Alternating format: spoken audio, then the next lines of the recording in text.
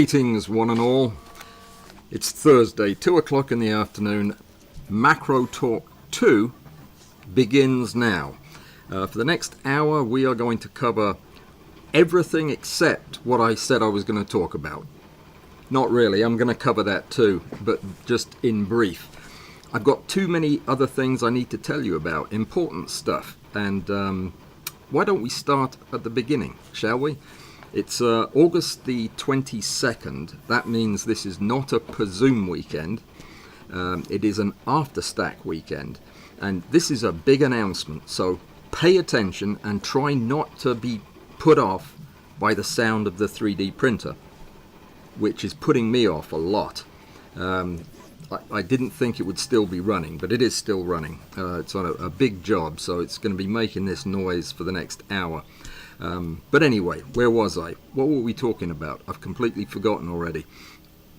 We were talking about Saturday, After Stack. Now, here's a piece of news you're going to want to hear. If you know anything about Photoshop, anything about the TK panel, if you just know anything about editing with Adobe products, you know Dave Kelly.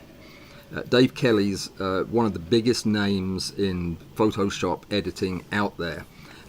He's a very, very popular YouTuber, puts out a YouTube video every week, and frequently talks about the Tony Kuiper stuff, the panel we're talking about. And that's our subject this week, as you could see from the poster at the beginning. We're going to be talking in After Stack for the entire hour and a half about the TK panel, what it is, how to use it, everything you've ever wanted to know about it, about the most recent version of it. And Dave Kelly is going to join us. How about that? Somebody in our last meeting suggested that it would be great if Dave could drop by, so I got in touch with him and asked him if he'd drop by, and he said he'd be delighted to. And this is an open meeting. This is a meeting for anybody who wants to attend. So if you would like to meet the very famous Dave Kelly and talk to him about the TK editing panel, the Tony Kuiper panel, then all you have to do is go to my website, www.alanwallsphotography.com, and go to the latest blog.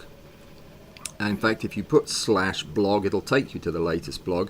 And when you get over there, in the article somewhere, that article's so long, but somewhere in there is the invitation to the event on Saturday. It's a Zoom meeting. We record it. It becomes a video. So don't grab the invitation and come if you don't want to be on television and be famous. But Dave will be joining us, and so please come.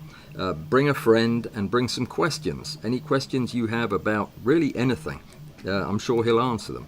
So that's great news, very exciting. I haven't even had a chance to mention this to Bud yet, and it's Bud's program. He knows I was trying to get in touch with him, but yeah, I just found this out a minute ago. So that's very exciting. Saturday morning, 10 o'clock. It's free. It's the best macro editing program in the world. No, in the universe, in the whole universe. And it's 10 o'clock on Saturday morning. Okay, you'll be there. You will? Okay, I'll be looking for you. Now, let me issue a quick erratum, because I made a mistake. I made several mistakes. When I was talking about Lester's books, which I talked about on Tuesday, because that's the day I interviewed him, and it's a funny and interesting interview that you are going to love. Comes out on the 10th of September, which is the Tuesday after the picnic. So, just so as you know. But I was talking about the books and how you really need to have these books in your collection. If you have any macro books, you should have these. And they're both now reprinted. He had extra copies of them made for this, so that when we talked about it, if you don't have one and want one, you can actually get one. But I gave the wrong address. I put an unnecessary "the" in the address. If you want to get his book and you live in America, all you have to do is go to https://, which is the same as for any other address, then www macrophotographer, all one word, .net. It is written in black and white in the program notes below. So you can scroll down there and look at it. It's actually a link I put in there, so you can just click on it and you'll be whisked away to that place. All right, if you live in Europe, as many of you do, and you also want these books, then you have to search for Mr. Lefkowitz, but not using Mr., use Lester Lefkowitz, and Lefkowitz on eBay. Go to eBay, search for Lester Lefkowitz.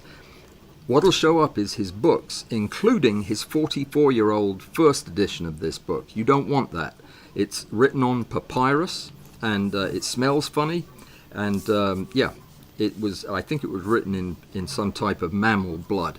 So don't get one of those. Get the new 2 editions, and Lester will make sure they get sent to you. And he's been sending them to Australia, New Zealand, Africa, South America, and somewhere else. Iceland, possibly. No, I can't imagine they'd send them to there. But yeah, if you're from anywhere else on the planet and you want these books, go to eBay, search for Lester Lefkowitz, and get the newest books. Okay, Lester, are we done? Did I fix it? Okay. All of that I just said is written down in the program description below this video. If you're watching this as a video, if you're watching it as a live stream, it's there too. Okay? All right. Whew. Last night, I had a conversation, as I frequently am wont to do, with a friend of mine, who you know if you use Zerene Stacker, because he's Mr. Zerene Stacker, Rick Littlefield. And Rick and I touch base on the matter of artificial intelligence and large language models about once every month or so, where we talk about our experience with ChatGPT or whatever it is we happen to be using. And last night, you have to understand, I've been an enthusiastic early adopter of this technology. Not early adopter, but I love this technology. Used in the right way, it can be really, really powerful. Rick, on the other hand, it was a bit more skeptical of it, and has been slower to come along. But I think several things have happened in his own experience and in my experience that have caused him to think more seriously about it. So he set a challenge for it yesterday, or the day before. He got ChatGPT to write some code for him. Now, this isn't the like Arduino code that I get it to write for me. Pretty easy stuff. He was writing JavaScript and HTML so that he could create an app for you. And he did. And, well, I say he did. It did, with his help. And he was absolutely over the moon about it. I'm more interested and over the moon about the app, because this is going to blow you away. Let's just say for a moment that you are on the internet looking around for stereo pictures. Sometimes people do that. Now, I don't know whose stereo picture this is that I found. I'll probably get in trouble for using it, but I'm going to do it anyway because, well, it's a long story. I couldn't get any of mine to get in the right format. I'll explain as we go. But you're on the internet. You're doing your internet things, and you come across, that's me by the way, just ignore that. Why don't we cover it up? Oh, you can't do that, hang on. So you come across this nice picture, and you're looking at it and you think, oh, for crying out loud, it's a great stereo picture, but I can't do cross-eyed. I can't do these parallel versions that so often show up. In fact, most of them are like that. They're made for viewing without glasses. But you have a pair of viewing spectacles like these. And if you look at that picture with these, it looks all wonky and backwards. It doesn't work.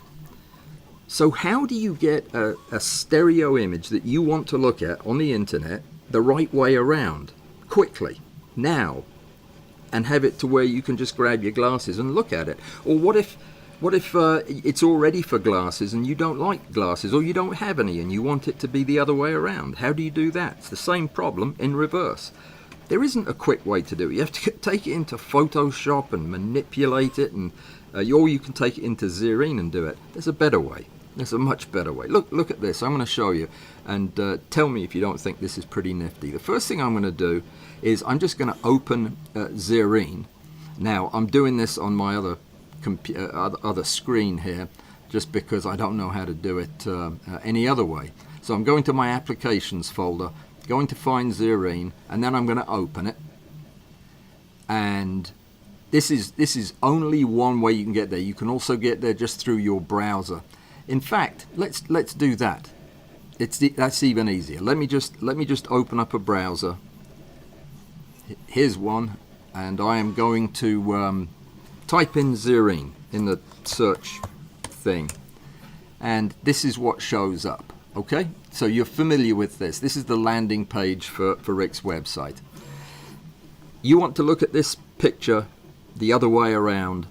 Go to the search bar in Zerene Stacker and just type in stereo, like that. A few seconds later, or microseconds maybe, the side swapper will be the second entry under stereo. The first one's your synthetic stereo, how to make a stereo. Just click on the side swapper like this, and then you're going to need the URL for the image you're looking at. The way to get that is to right click on it, on the picture, right click on it, and that's not going to do it, is it? I'm not looking at that in the browser. That's the problem. I've copied it. Well, you know what? It doesn't matter, because I think I already got it copied. You know what? I don't have it copied. So what we'll do, what we're going to do is I'm just going to open up another window in my browser. Just bear with me. When I practiced this earlier, it went really nicely. So I'm going to open a new tab over the top, and I'm going to type in stereo images. There we go. There's a stereo image. Does that look stereo to you? This is a parallel one. Let's open that. Okay, very good. And what we do is we copy the image address. That's the important bit. We grab the URL for that parallel set of images. Then we can close that and go back to where we were. Paste that into the side swapper and hit load image. There's the image in parallel, just like it came out of the internet. And there it is the other way around. Oh, it messed it up, didn't it? Or did it? That's not a good example then, is it? I'm going to get in so much trouble for this. Let me get another one. Hope nobody minds me using their pictures. I had the hardest time making mine work. Okay, so I'm going to... where is it? Where is the copy image address? And then we'll go back into the Zerene Side Swapper. I'll load that image.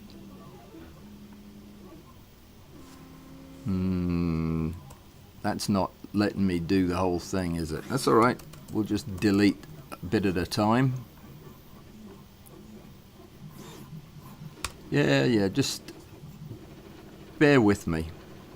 The point is this: any picture you find, any stereo pair on the internet that has a URL associated with it, you just drop it in here and it will lickety split switch it around from parallel to from cross-eyed to glasses. And I just don't know why this is taking so long to erase. Must have been a huge address. Oh dearie me, this worked so much smoother. The problem was I have all my stereo images, but none of them are actually online anywhere. They're just in my computer, and that means they don't have a URL attached to them. And yeah, I was running short of time. So good grief! Would you look at the size of this thing? Yeah, what? I'm just gonna close it and open it up again. Let's do that. Let's go back there and start again. Rick's having fits about this now.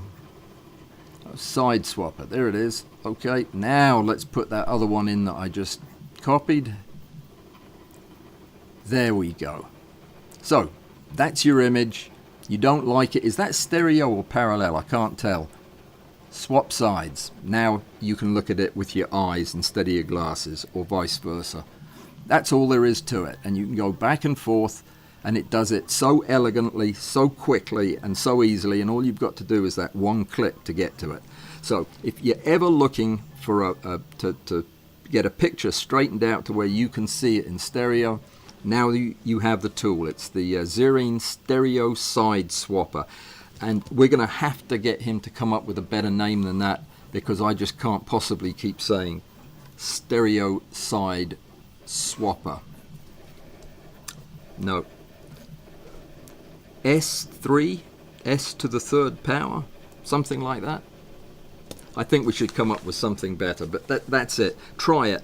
If you're into stereo and have been bugged by the fact that you can't do that quickly anywhere, now you can. And spread the word around, because it's a great little app. It really is. And he did that with ChatGPT, writing the code. He said it took a couple of hours to do this, where it would have taken several days of frustration to do this, because that's not his language, his computer language. So he was impressed, I'm impressed, and now you know how to do it. Okay, where was I? We talked about Lester's books, and somebody is going to ask about the interview release. It is the 10th of September. I'll remind you again, but it's long too. It's 2.25 hours. There's nothing I want to cut out. It's just, it would not be good to cut it up. So just plan a big evening. Get an extra 12-pack or whatever it is you need to get you through it, and you're going to enjoy every minute of it, and will be dying for the second installment, which we'll be recording soon. So good. All right, brilliant. I'm going to do a mini review of a piece of equipment that I bought. I bought it because a trusted friend of mine has one, and it's kind of, if he spent the money on it, he likes it, and it's probably worth buying. This was Graham. It's the first person I saw with one of these. I've seen several since, but I got mine yesterday, and my friend Mike got his yesterday, and I want to talk to you about it because, just because it's not without issues. Is that a good way of saying it without being too nasty? It's big. This is it, and this is my head for size comparison. It is huge and heavy, which I like. It is a stable platform for putting a specimen on, no doubt. It's probably not the kind of thing you would want to put a specimen on by itself. I think it probably needs a positioner of some type on top of the positioner. But for coarse movement, for gross positioning, it's fantastic. And I think that you could use this if you wanted to borrow it and take it upstairs and use it to reposition your washing machine. You could probably do that too. This thing is heavy duty. It has a tremendous amount of translation in the Z-axis. My wrist gets sore doing this. Now, when I first took this out the box and started twisting the knobs, I was really a bit anxious about it because they were scrapey and uneven, and there was just a ridiculous amount of backlash in them. But remember, this is not a device that you're using for micron accuracy positioning. It's a device you're using to get your subject in the right area so that you can photograph it with any fine adjustments. You know, I'm going to have to stop doing this in a minute. It needs a handle or a motor, but anyway, it'll give you about 6 inches or more of elevation, and then the X and Y do exactly what you would think they would do. And this thing does have a lot of backlash, no doubt. It has a quarter of a ton or so. The way it came out of the box, I'm going to put this down so that you can look at something other than the top of my bald head. It's not particularly well made in that it's a simple thing, but I took it apart, and I don't recommend you do this, but I did because I'm me. I took it apart one stage at a time and separated it to get to the lead screw, which you can see the nut of the brass thing on the inside there on the second layer. The lead screw goes through that brass nut, and it is the engagement with that nut when you turn the crank that causes the screw to move the brass nut, and that pulls the stage left and right, or forward and backward, or up and down.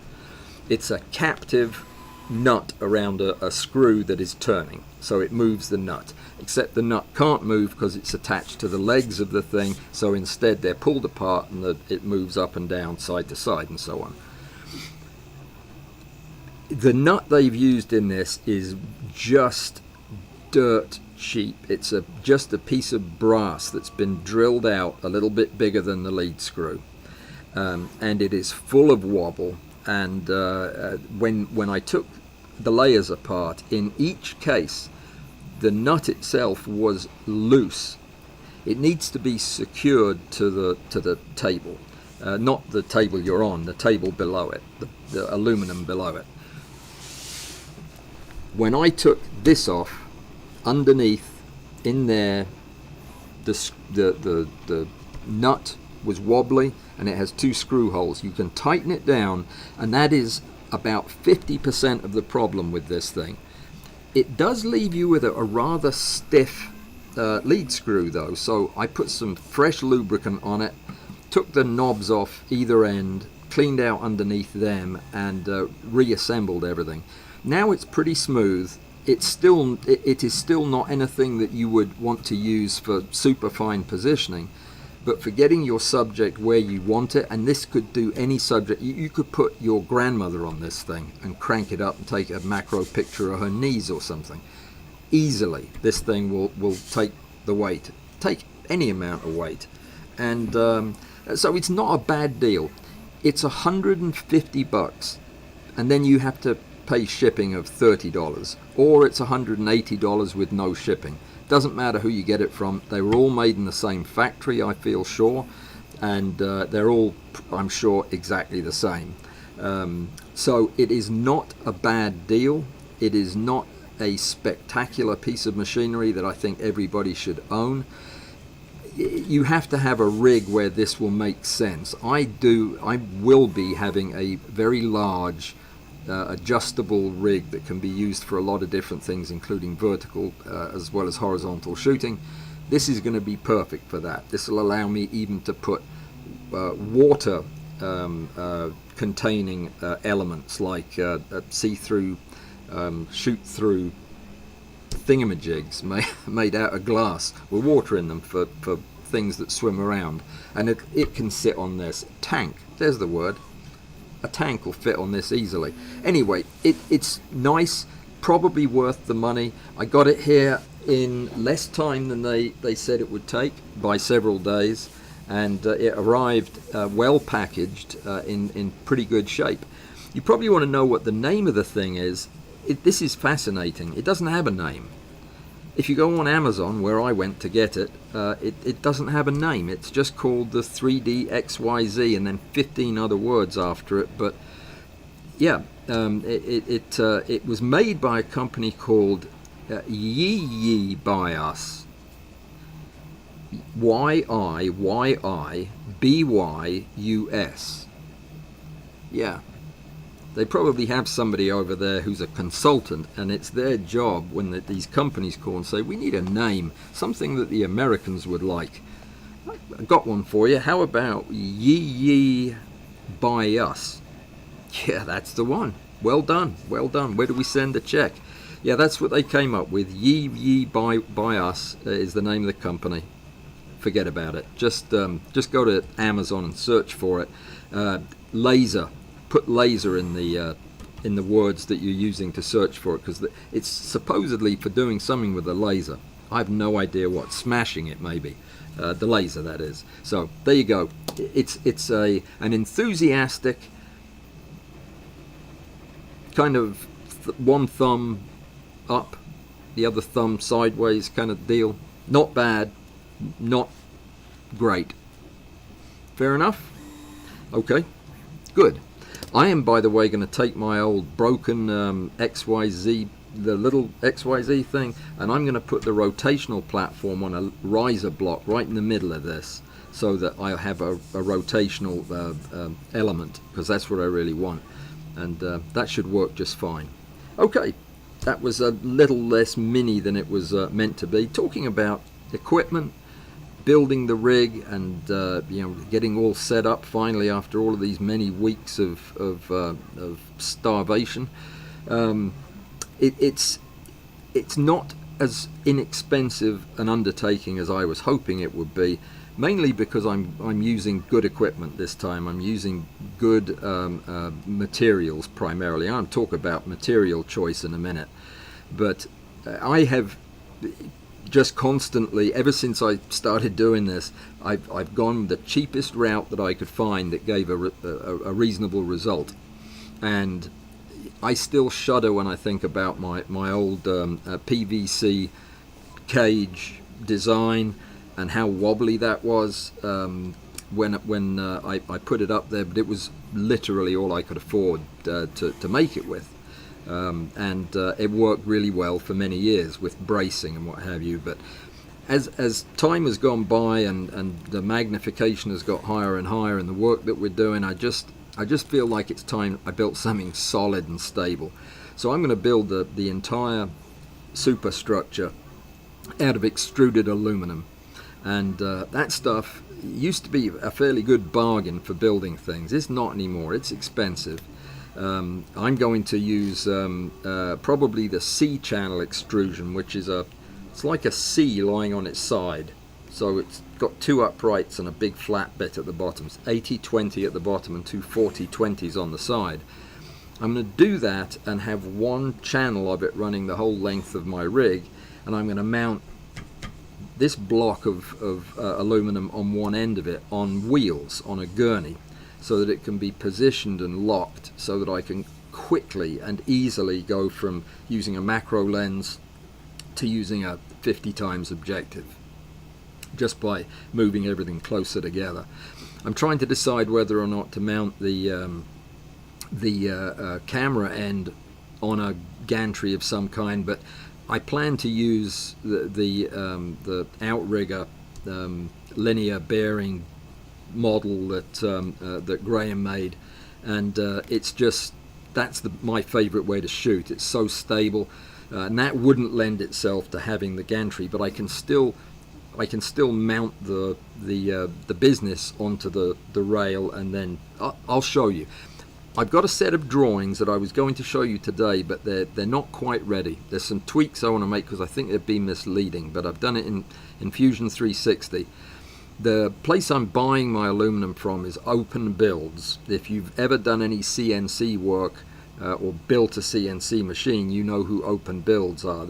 That's their strength, is that they encourage builders to invent new stuff, make new creations for computerized cutting, like on a CNC device, but more and more for stuff like we're using it for. They build all kinds of machines out of this extrusion, but this is going to be a new audience for them. And I talked to them about getting an affiliate arrangement with them, and I did, which only makes sense because if I'm going to be using them and recommending their stuff, then we might as well benefit from that relationship. So when you see stuff about Open Builds, and I show you the aluminum extrusion that I'm using and the various joints and brackets and wheels and all that, I'll put links in the usual places so that you can go check them out yourself. They're probably the most reasonably priced of all the places that I looked at, and they're an American company, so I'm pretty happy with it. The only thing I'm not happy about is I have gone to a great deal of trouble to get everything set up to work with these guys, but their website will not let me download the step files for the aluminum extrusion for my drawings, because I've not been there long enough. I'm a newcomer, and you're not allowed to have that if you're a newcomer. So that's a problem if you're trying to build something. Yeah, I was going to talk to them about it later, but maybe one of them will watch this and I won't have to, and it'll just magically come on. But anyway, that's the thing. The reason I bring all of that up was partly to tell you about open builds and have you go by their site and take a look at it. I think you'll like it. I know some of you already have, because it said so on my homepage that 4 of you had been by to look, which seems a bit nosy of them really to be telling me that, but there you go. And yeah, go look at it. But that wasn't the main reason. I was bringing it up because I'm doing this whole build and all of the infrastructure around it with the help of my supporters. And huge thanks to Klaus and to Susan, who both stepped in right at the get-go when I asked for some help, and have been very generous in providing significant help. I don't need much more, but if you are in the mood to part with some of your hard-earned readies, this is the only way I make any money, is by you guys giving it to me. So you are my bosses. If you have a little bit of extra money and you don't mind giving me some, call it a loan. I'll never pay it back, but you can call it that in case your wife asks. And then just you go over to www.alanwallsphotography.com, and there's a thing called donations, and just click on that. That's it. Well, that's it. That and giving them the money is it. Or you can do anything else you want. You can put it in an envelope or send it by carrier pigeon. Don't really care, but would be grateful if you have any to spare. If you don't even think about it. End of subject. So the cross polarizer, I'm going to talk about it, but only briefly, because I've been working on this swear word thing for so long. Yeah, I don't even like the word cross polarizer anymore, but I've come up with a design that I think is going to fix the problems that I had, the problems with the doors not closing properly. I've come up with a solution to where the only way they can close is properly. So fingers crossed. I'm printing one version of it right now, and it looks nice. Would you like to see? My phone is still connected. Let me see if this is possible. I don't know. I might have to go to zooming it somehow. It's way over there in the corner. It won't let me do that. But yeah, it's underneath the moose head. Now, all you can see is vague movement, I think, and a big pan full of all of the other reject parts that went into coming up with this design. Exciting stuff. I'm gonna say thank you again, by the way, to Jan for donating this printer to the channel a year and a half ago, I think. Jan, this has been the best conceivable thing you could have done to help the channel, because it has made more stuff, and more stuff that I use on a daily basis than you could believe, and I've become quite good at that Fusion 360 too.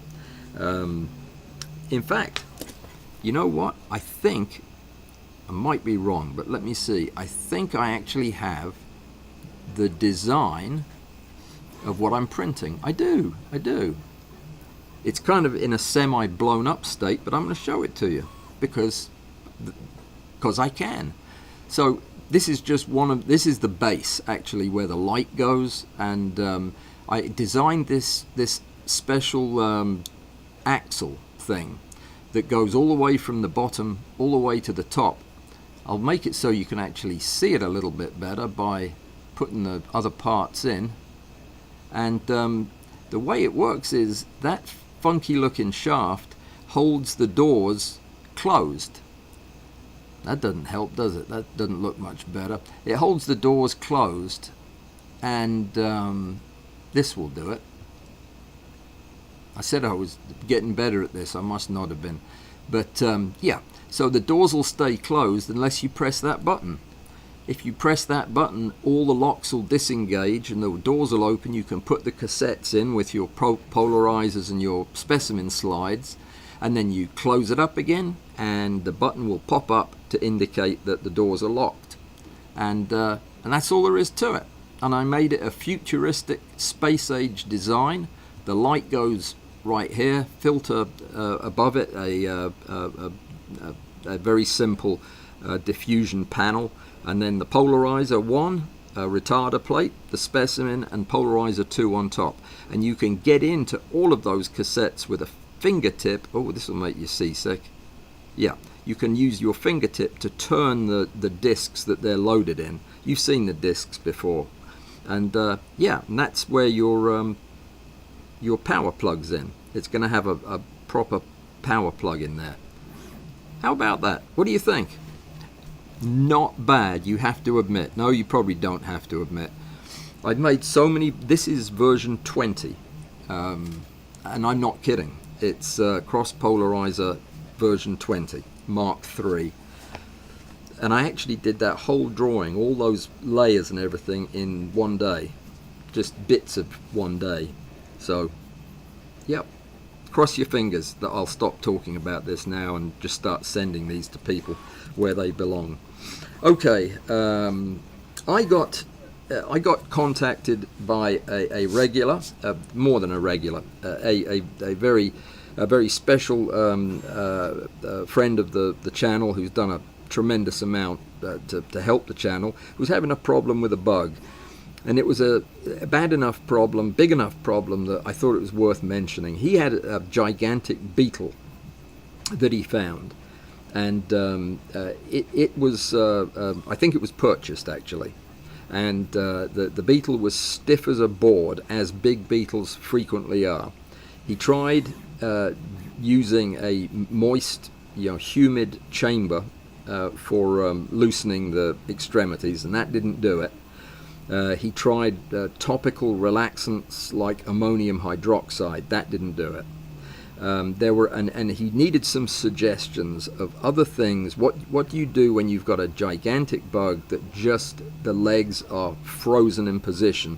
What do you do to get them limber without breaking them off? And that's the big fear, is that you're going to break them off. Well, the first thing I said was, you need to extend your period of relaxation in the chamber. For a big beetle, it can take more than 3 days of sitting in that moist chamber. You don't want it wet. You want the chamber to have a wet towel in it, or a wet shop rag or something, so that it's filling the small chamber with a high humidity, but you don't want the actual bug to get wet. You need to put an anti-fungal agent in there, something like phenol is fine, and that will prevent hyphae from forming, and it'll stop you from getting a fungal overgrowth on the specimen. If 3 to 4 days doesn't do it, then it's probably not going to work like that. The next thing I would do would be to try topical ammonium hydroxide. That is a caustic substance that dissolves tissue, and it dissolves dead beetle tissue. It also dissolves human finger tissue, so you've got to be careful with it. The idea is you put a few drops on the big joints and let it soak into the joint, and then you very gently, over a period of time, manipulate the joint. And I'm going to come back to this in a minute because it's the most important part. If that doesn't work and you're not getting any relaxation, and you've waited a couple of hours and you've reapplied the ammonium hydroxide a couple of times, you have a choice of going in 2 directions. One is to up the ante and switch to using an enzyme like pepsin, something that breaks down protein aggressively, actively. It's a biological material that you reconstitute and then put that on the joint and let it soak in. I'm not a huge fan of it because it doesn't know what all it's digesting, and it can digest the things that hold the leg on as well. So it's a little bit of a sledgehammer approach. What I prefer to do is take a tuberculin syringe or an insulin syringe and needle with a very, very fine needle on it, something like a 30 gauge, and pop it right into the joint, as the joint where the ball part is sitting half inside the body. If you stick the needle right through into that ball and then inject some ammonium hydroxide in there, wait for half an hour, and then start gradually trying to move the joint. I have not had one fail doing that, but it's tricky. I mean, you have to get the stuff in the right place and not in your finger. That you don't inject any of it into your finger. That would be a terrible idea.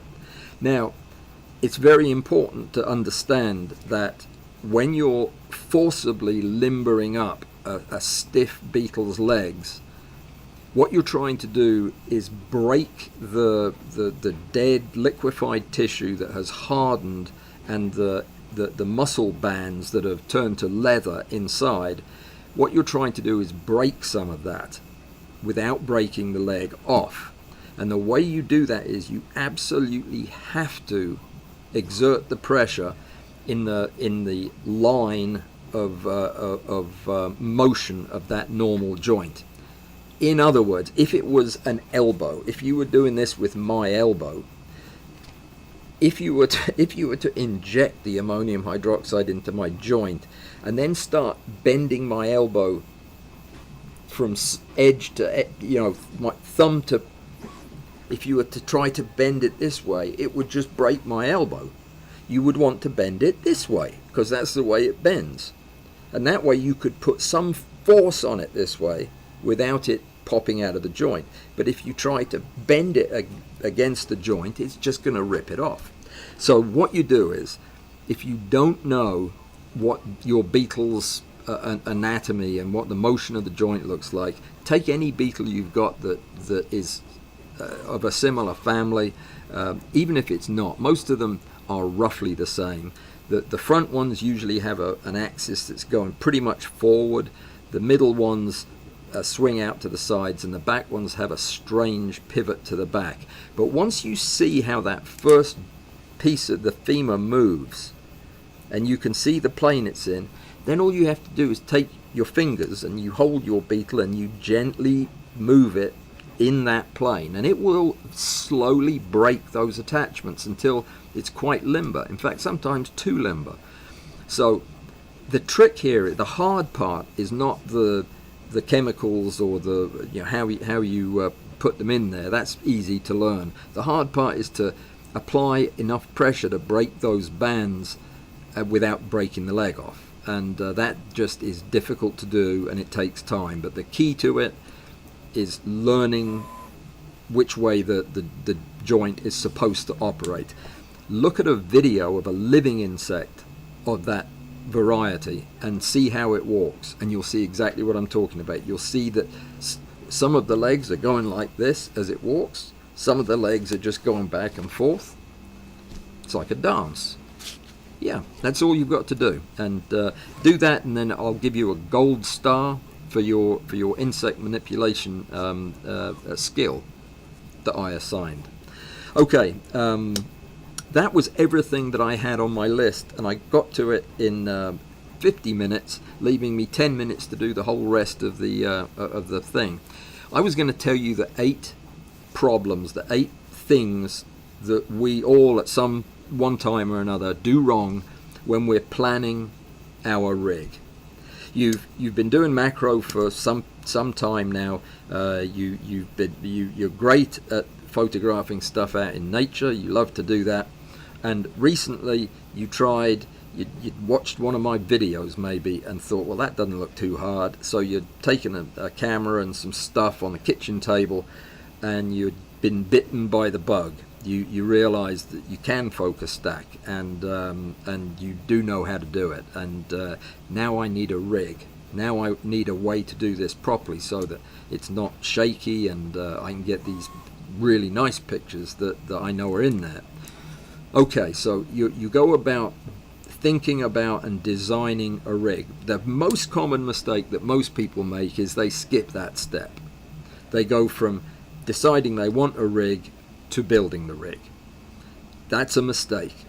There is a lot that you can do to significantly increase how happy you're going to be with the final product if you take the time at the beginning to not just sketch it out, but actually draw it out. Start with a big sheet of paper and the work surface that you know you're going to have or hope to have if you're buying something, but you start with a scale drawing on that piece of paper so that you know you can't go over the edges of the paper, because that's the size of your workspace. And you draw in the key features and you make notes on that piece of paper. When you're drawing the rail has to be straight, so you have to have a way to drill down into the infrastructure of the board without going into the dining room table or whatever you're doing it on. So you need to think about these things and make notes as you go. It needs to be straight. How are you going to ensure that the rail is straight? Now's the time to think about putting some lines, even burning some lines into the wood so that you've got an index line you can work off. I do that. I'll put one line that everything else follows that line, as far as it's got to be parallel to that line or it's not going on the board. Getting your materials thought out in advance. You don't want to order the wrong amount. Certainly you don't want to order too little, but I know plenty of people that order far too much and end up with enough to make a garden shed with what's left over. But plan it out, actually draw the structure, and then look at it and show it to somebody else. Say, somebody who knows about structures would be nice. I'd be happy to look at it too. If you've got supports that look wonky and you're planning on attaching 5 speedlights to them, the time to know that is before you buy the stuff and build it. Most of the supports that we can build can be braced, and there are ways of designing stuff so that it won't shake, and if it does shake, it won't vibrate the whole platform. What about work lights? Where are you going to put work lights? I didn't know I needed work lights. Yes, you do. You need lights to work by, so where are they going? On the ceiling or on your rig? Headlight? A miner's hat? You need to think about that. Backdrops. Nobody thinks about the backdrop until they're finished with the rig and realize the kitchen wall is 3 feet in front of where the backdrop needs to be. So that's part of your planning. I've used all kinds of things, but I like to have a solid surface about 3 feet behind my rig, so that if I'm using a macro lens and a large subject, and I want the background to be far enough back to be completely blurred, I have to have that distance. So I plan for it, and I make sure the distance behind there is available. You need to have attachment points for all the lights. Don't build a rig that doesn't have a place for you to put a light to do some backlighting, if you are intending to do some backlighting. So think about, what are you going to do with this rig, and write it down. I want to do some crystals. I want to do some of that polarized light stuff. Okay? Great. You're going to need some room for your cross polarizer or whatever the assembly you're going to use. You want to photograph mostly things that swim around in pond scum. Excellent. Water does not stick to a horizontal, a mounted vertical plane on a horizontal rig. It runs off. Experiment and see, but it does. You'll be amazed every time. You put it on there, turn it up sideways, and it runs off. So if you're planning on doing a lot of that, you need to have a rig that either can convert to vertical or is vertical. I don't like shooting vertically. There's something about it that it makes me uncomfortable. My whole thing is positioning insects, and I have a hard time conceptualizing how to position them in dynamic poses when I'm shooting from above. You have to have them on their side, and it just doesn't feel right. But that's neither here nor there. Think about that beforehand. What are you going to need for your specimen platform? What are you going to need to not have for your specimen platform? How about something right behind the specimen platform? Don't build a rig that has a big piece of scaffolding coming up behind where the specimen is, because that will then become your background, and you don't want that. You want nothing behind your specimen. So how are you going to support the other things you do need? How are you going to move your specimen portion up and down? You know that there is about that much difference in height between a camera set up with some extension tubes and a relay lens and an objective. A very typical microscope setup is one height, but if you're going to use bellows and a reversed enlarger lens, that's that much higher. Does your platform go that high, or does it go that low in the case of the microscope thing? You need to know that before you build the thing, because you might not want to buy one of these. You might want to buy something that's much flatter, or build a table that has a recess in it like I used to use. So think about that. Think about vibration every step of the way. Think about every addition to your platform. How is this going to affect the tendency for this to vibrate? Anytime you have weight suspended on unsupported horizontal members, I'll say that again. Anytime you have weight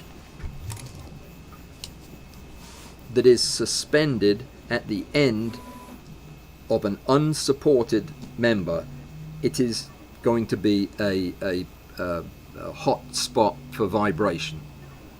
It might not vibrate on its own, but once it starts to vibrate, it will keep oscillating.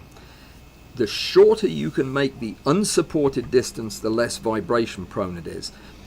You need to think about that as you're designing your rig. If everything in your rig has big heavy things at the end of long bendy arms that are extended out like this, the whole thing is just going to become progressively less stable.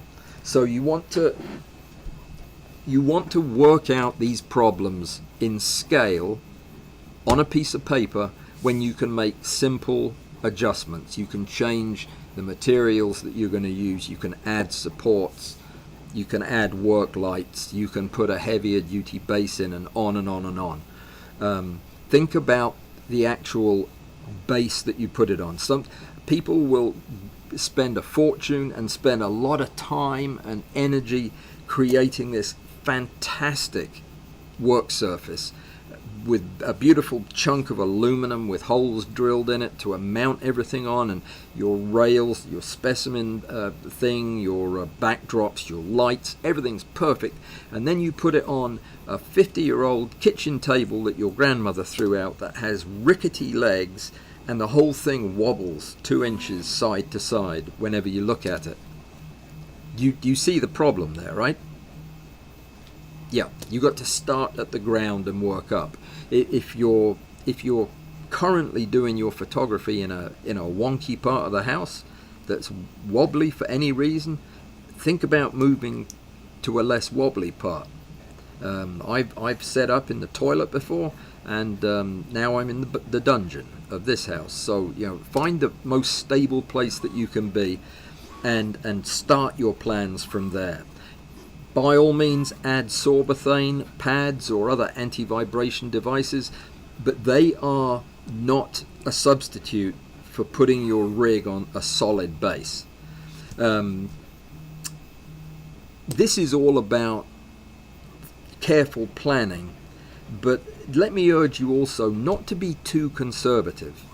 I think there is some personalities have a tendency to say, you know what, I may want to do that down the road, but I don't know. It might be years before I do, and it's it's a bit more work or a bit more expensive. I think I'm just going to hold off and build the basic thing first. There's nothing wrong with that approach, except that if you do it right and you're successful and you start getting nice pictures, you're going to start to want more functionality out of your rig a lot sooner than you think you are. But if you build it terribly and use cheap materials and the thing wobbles and your pictures aren't any good, you'll never use it again anyway. So the idea is, I think, don't limit yourself by making a design that is very purpose built for say horizontal. Leave the possibility for you to change it around. Maybe get a larger work surface to start on, or more substantial pillars or stacks of aluminum to mount your lights on. I'm putting everything on a rail, I've told you that, but it is mainly so that I can convert the rig to vertical quickly and easily. Even though I don't like vertical, there are times I have to use it. So I think we're pretty much at the end of our time, but let me just very quickly say, I have a Discord server. They tell me I have. I've never actually visited there. But no, I have. I do, but I don't get over there very much. It is the place for you to go if you're building a rig, is to just go over there to any of the pages that, any of the rooms that have anything to do with, the macro rigs or 3D printing or DIY, any of that stuff, and just ask somebody. There are people over there all day, every day, who have already built fantastic rigs, and they've made every mistake that you can make, and they know this stuff cold. Ask them. They'll look at your plans with you. I guarantee it. They'll give you some advice. They'll show you what they would do. Use that type of resource. Do the same with me. Just get in touch and show me your plans. I mean, I'll copy them and sell them on the internet, but I will also tell you whether or not they were any good. I won't do the first thing. I won't take your plans. I have enough plans of my own that nobody would be interested in buying, so don't worry about that. And yeah, ask for help. Key. All right. Talked about materials. It's easy. This is easy to say when you're asking other people to give you money to pay for it, but I'm going to say it anyway, because for most of you that won't be the case. Don't scrimp on what you're investing in your platform. Be ready to spend a little bit of money, because if it's well spent and it gives you a more stable, more usable, better looking and more fun rig, you will use it more and you'll use it better, and your results will show it. So don't be afraid to spend a little money. I know this is an expensive hobby, and you didn't think about a rig being something that you're going to have to buy, but it's worth doing it right. It really is. And we are now officially out of time, and you know what? I think I got it all covered. Everything except reflections. Anything that's reflective, cover it with black paint or something. Dave Kelly is joining us on Saturday for the after stack, so it'll be Bud and myself and Dave Kelly answering your question. I mean, he will be answering your questions about TK and about Photoshop and about retouching and you name it. This guy is brilliant. I'm so happy that he's going to be joining us. And yeah, I don't have anything else to say. Does anybody have anything else to say to me? I don't know. I've got a big model of my cross polarizer covering up all the messages. Dave Brown's dad is 91. Yeah. Good for him. Good for him. What do you tease him about? Oh, you know what? Sweet Thang, I was getting ready to put that on as the last song, and I was just going to play the first few bars and then cut it off, and then I thought, you know what? Some of you would just leave if I did that. that would be. I can't turn it on without. Yeah, I won't do that. I won't make you sit through that. I know you hate it. Okay, so let me see. Has anybody got anything important? I have Fusion model looks good from what I could see. Larry, it was only because of your teaching that I was able to do this, and every single adjustment was made to that in the right sketch. So I'd go back and modify sketches, and I think I finally got the workflow down. And yeah, really enjoyed it. It's great, so much fun. All right, let me see. I'm going to scan really quickly through and see if any messages jump out as super important. Nick says Discord. I don't know what that means. Anybody here for their first visit? Gosh, if you are and I didn't say hi to you, I'm sorry. If you've already gone, well, that's my bad. But yeah, welcome, and do come back again. It's always this hectic and crazy, but yeah, that's just me. That's never going to change. All right, guys. I will leave you and go start getting ready for Saturday, when we're going to have to be on our P's and Q's. Lester Lefkowitz was in the house. Oh, for crying out loud. Did you know that? I should read my messages. Lester, I am so sorry. That was so rude of me.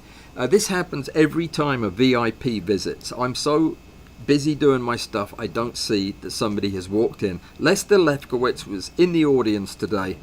How about that? And he's probably coming to make sure that I gave the correct address, which is appropriate for him to do that. Lester, if you're still there, my friend, thanks for coming. I am so sorry I didn't see you. You must be getting sick of seeing me on computer screens. Well done. Great interview. People are just going to love it. Absolutely. I gotta go. One of my lights is overheating and it's starting to blink. Time to turn it off, and I will see you guys on Saturday. Go get your invitation from my website. Yeah, don't miss Dave Kelly on Saturday, 10 o'clock. See you there. Thank you to my bouncers. Thank you to Lester for coming by. Later.